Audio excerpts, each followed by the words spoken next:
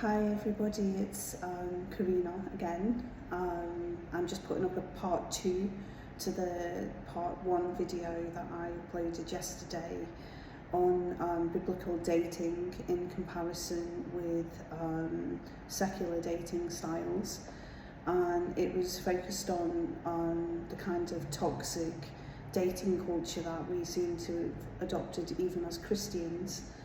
And I'm not going to give many biblical references today, probably none, but I will refer back to Corinthians, because yesterday I was overly focused on possibly being critical of the secular dating world at the moment and how that's filtered through to how we're behaving as Christians towards each other. And I did neglect to mention that not every person who could seemingly be adopting a more toxic dating style or, talking style is actually being toxic.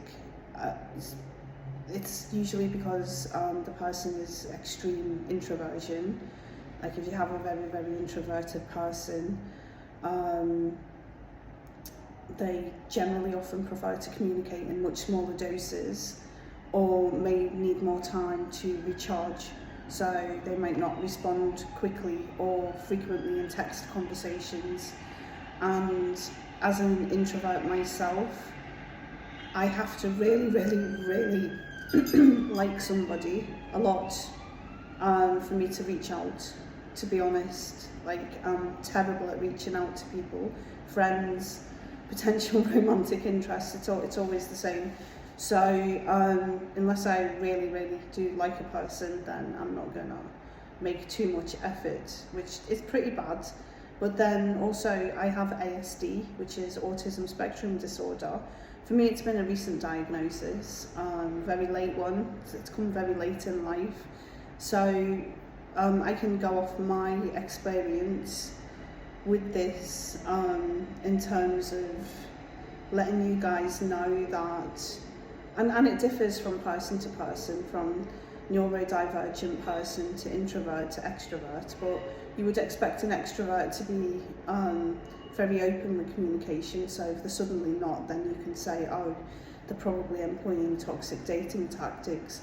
But when it comes to neurodivergent individuals or people who are highly sensitive or highly introverted, we're just not going to reach out that much. And it's not because we don't want to be with you, it's not because we don't want to spend time with you, it's just because we're probably exhausted, overwhelmed, overstimulated.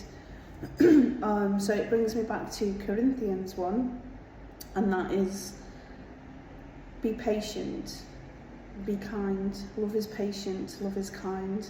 So if you are kind of seeing somebody, talking to someone, dating somebody who is an introvert or is a person who's neurospicy, I like to call it.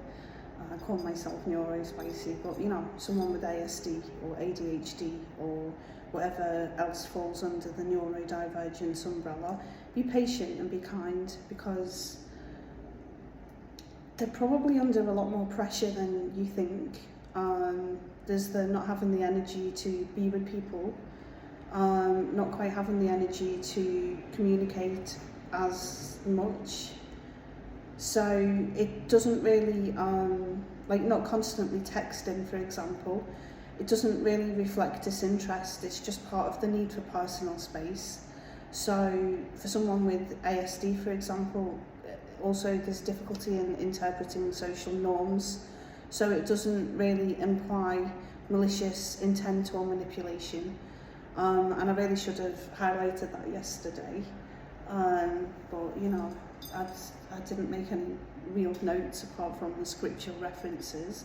So I just wanted to put that out there.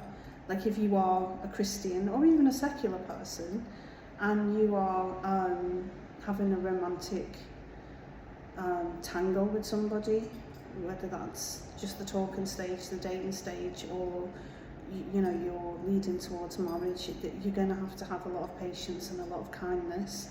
and love is those things, and as Christians we're expected to demonstrate that.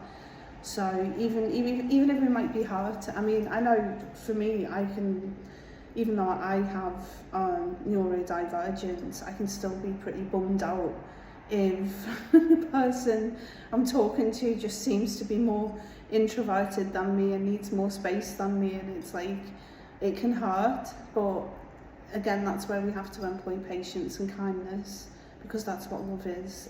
It gives that person space, it respects the boundaries. And obviously, you know, if you do end up engaging with somebody who is, again, introverted or suffering from neurodivergence, it's like, it's better early on to communicate your needs. And, you know, for the fear of, I mean, I know for me, the fear of appearing too desperate to be around my person, for example, it's like I made the mistake of not communicating my needs in friendship, or, you know, even in a talking situation. It's not like I seriously could have put my foot down and said, well, I need to hear from you at least 3 times a week, and I need to see you at least once a week, you know, otherwise I'm going to pull my hair out and go crazy. But, you know, I didn't do that, and it's important to put those boundaries and expectations in place from the off, otherwise there can be lots of miscommunication. Again, as Christians, we want to promote healthy communication. Yeah, and I think that's it. That's all I wanted to say. In addition, I'm probably waffling at this point. Who knows? I might add a part 3 tomorrow when something else occurs to me. Like, who knows? Anyway, thank you for listening. Especially if you've gotten to the end of the video, I really, really do appreciate it. Do give me a like. If you've got any questions, like, I am a young adults ministry leader.